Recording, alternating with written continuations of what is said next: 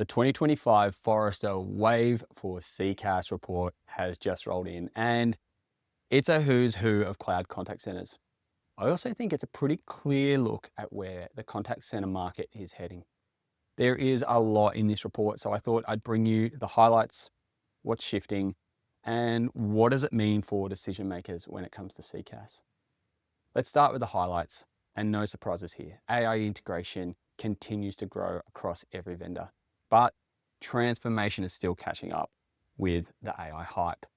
CRM platforms are pushing deeper into the CCaaS territory. They're reshaping what belongs where. Hyperscalers like AWS, Microsoft, and Google, they are well and truly in the CCaaS space, and they are flexing influence, which means they are shaping the ecosystem. The lines are definitely blurring when it comes to CCaaS. It is no longer a siloed tool. In fact, it is becoming the platform that powers experience delivery. But this isn't just about who's got the biggest feature list. This report highlights who's evolving fast and who might be left behind. So let's take a closer look at who Forrester named in their top 3 and why. Coming in at number 1 is NICE with their CX1 product.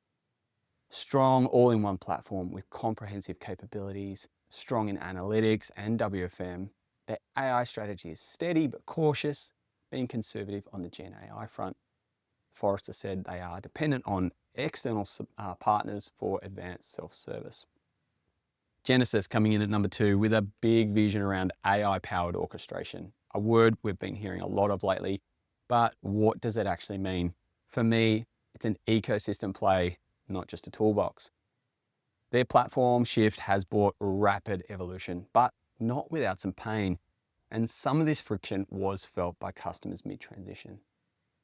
AWS or Amazon Connect, personal favorite of mine after being one of the first to implement here in Australia back in 2018. Back then, Amazon was maybe a challenger at best, and after less than a decade, they are already in the top 3, which shows just how quickly this landscape can shift. Now, Forrester said that Amazon Connect was a developer-friendly platform with deep AI baked in, highly flexible, although onboarding support can require experienced hands given the extensible AI-first architecture. Now, each of these leaders are investing heavily in AI, but the paths they are taking vary. This is something I called out last month when I was at Enterprise Connect.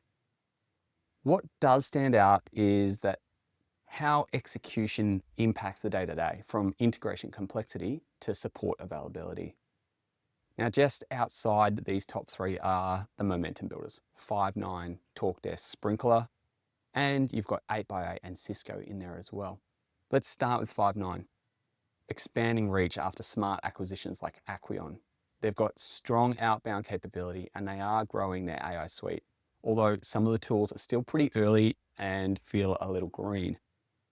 Talkdesk, strong vertical offerings, especially in healthcare and finance. They're nimble when it comes to rollouts, particularly of new features. However, this has resulted in some customers reporting half-baked features or lacking in polish and depth in some of those tools. Sprinklr. From my perspective, they've come out of nowhere and I see them everywhere I look. They entered from a digital-first angle and are evolving fast, but they are still maturing in their voice, telephony, and reporting, according to Forrester. Then we get into some of the legacy meets lean players, Cisco and 8x8. Cisco, WebEx Contact Center, it's got the bones, the global reach, reliable telephony, and a strong partner ecosystem. However, it seems that different products in the suite might not be as seamless as we would like.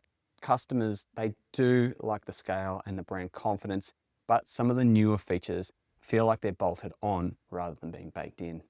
The platform is evolving, but the roadmap still lags behind some of those faster movers. Now, 8x8 is the quiet achiever. It's not trying to be everything to everyone. Instead, it's leaning into simplicity, tight, unified comms integration, and a solid telephony backbone. It's a great fit for teams that want to run lean and don't need deep customization. The AI capabilities, they're front of the pack, but the platform itself is reliable and approachable. So in the case of 8x8 and Cisco, the value depends on your priorities. If you're after a tight global voice, infrastructure, stability, it's worth a look just make sure that the innovation and pace lines up with where you're heading. Finally, we have the builder option. Somewhere between all of that is Twilio Flex. Twilio is still the developer's playground. Flex gives you the freedom to build exactly what you want, but that freedom comes with complexity. It's powerful, sure, but teams without a strong engineering backbone, it looks and feels more like a toolkit than a product. Twilio has shifted its focus back to infrastructure roots, which says a lot about where it sees long-term value. Now, for me, this category reflects high ambition versus lean dependability. These vendors are either moving quickly, and that pace brings both agility and areas that need refinement, or slow and steady and reliable, but perhaps slipping behind, hoping the turtle and hare strategy pays off. This category is where I see the most heat. You've got hungry vendors evolving fast, but that speed comes with trade-offs. It's a place of friction and opportunity, and definitely worth watching. Now, outside of the wave, but definitely not to be written off, particularly Zoom, as it's a very recent entrant to the CCaaS space and landing some big name deals. Two here, Zoom and Content Guru. Let's take a look at Zoom's contact center. It's coming from a place of UC, but it is definitely gaining traction. It's quick, it's clean, it's easy to deploy, and maybe what makes it most attractive is that it's familiar. It's not all the way there yet, needs deeper WM and orchestration, but if this momentum continues, they will be a real contender in the next wave. Content Guru's Storm platform, it's strong, particularly in regulated industries like large-scale operations. It's secure, scalable, and well-established in the EMEA and growing in the APAC region. They didn't make the revenue cut this time, but if you're running complex environments, especially in government or healthcare, they're a serious contender.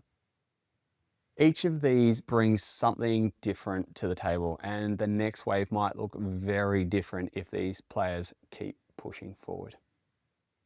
The 2025 wave shows a space in motion.